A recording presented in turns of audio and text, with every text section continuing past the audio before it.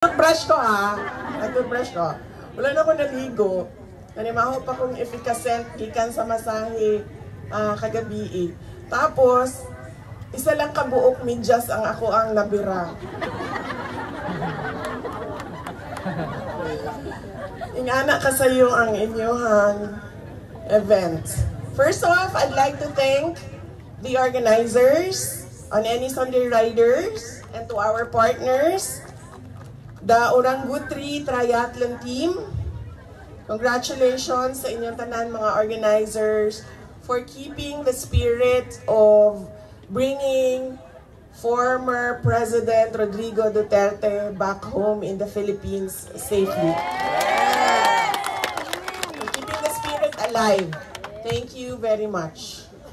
And of course, I would like to thank the participants to this fun run. You are supporting Field of Dreams Davao and Bantay Hayop Davao. Daghang salamat. Tungod kaninyo, masuportahan nato ang mga non-government organizations nga nagasuporta sa mga hayop o mga kabatan-unang lalaki.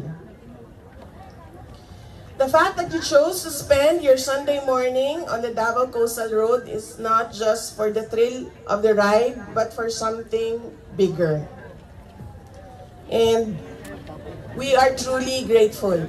On behalf of the family, we thank you as well for your prayers and your continued support to former President Rodrigo Duterte.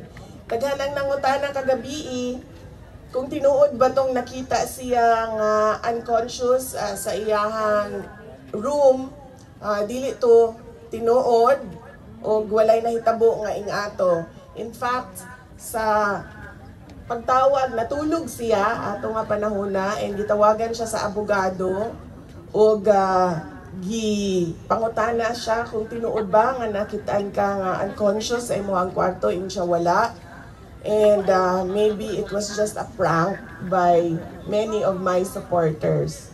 So, dili to tinuod. And we hope to hear good news for the public hearing on his on the appeal for his interim release on November 28. But if not, we will continue to, the family will continue to support him in his stay in The Hague, in the Netherlands, and of course, continue to work with the defense team with regard to his legal case.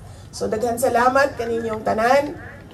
I hope you enjoy your fun run, and don't forget your sunblock and your hydration, your water. Very important. Maayong buntag. Shukran. Ladies and gentlemen, the Vice President of the Republic of the Philippines, Honorable Sara Zimmerman Duterte.